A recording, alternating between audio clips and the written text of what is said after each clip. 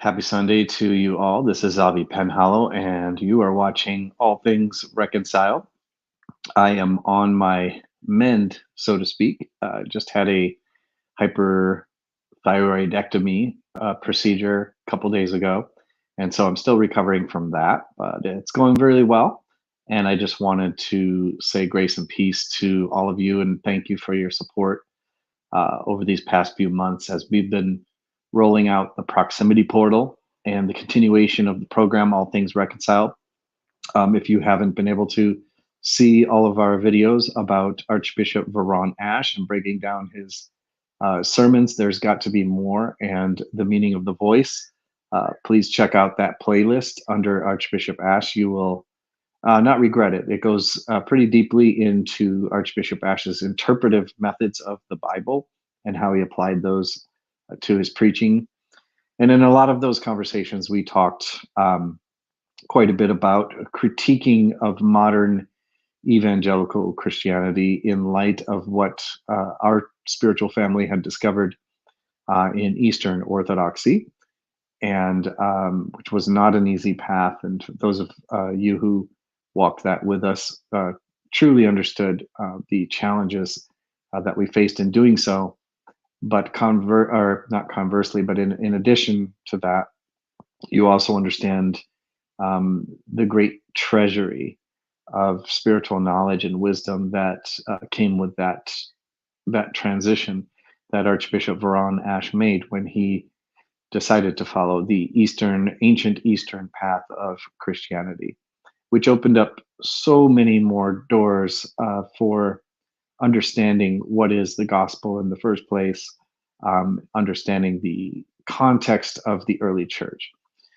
And it truly helped our community that was seeking a primitive, and when I say primitive, I just mean, most Protestant churches, for example, are seeking to recover the original teachings of the early church. What some scholars have labeled a restorationist fiction.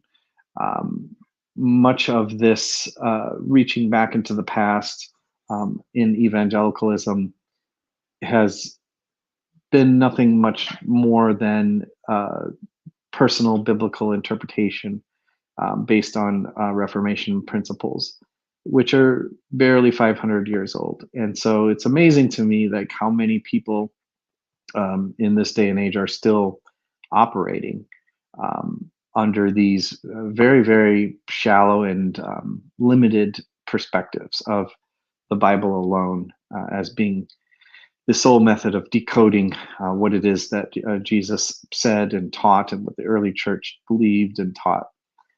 Those of us who've studied the context, the languages, we understand that there was much more to the early church and early biblical interpretation than just picking up an English translation of the Bible and having at it. And then, it's clearly why we have, a church in every strip mall in every corner.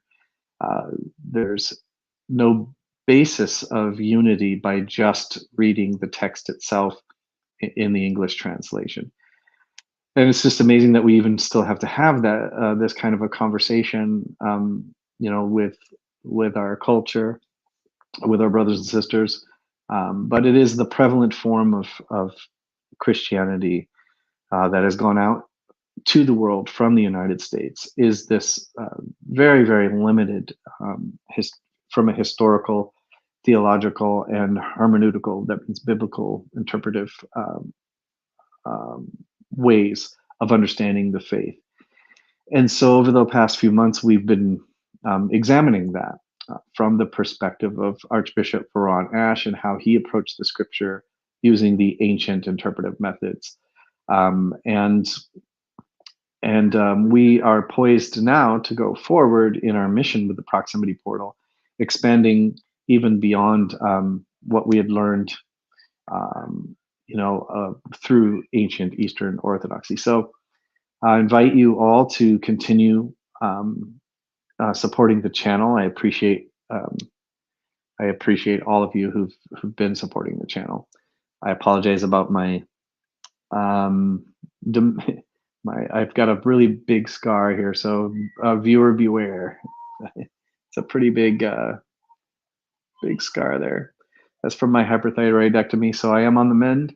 We'll be back very soon with new episodes, new videos, and I just wanted to pop on here and say thank you to you all. And we're going to keep this conversation going in the very near future. All right. Grace and peace. Bless you all.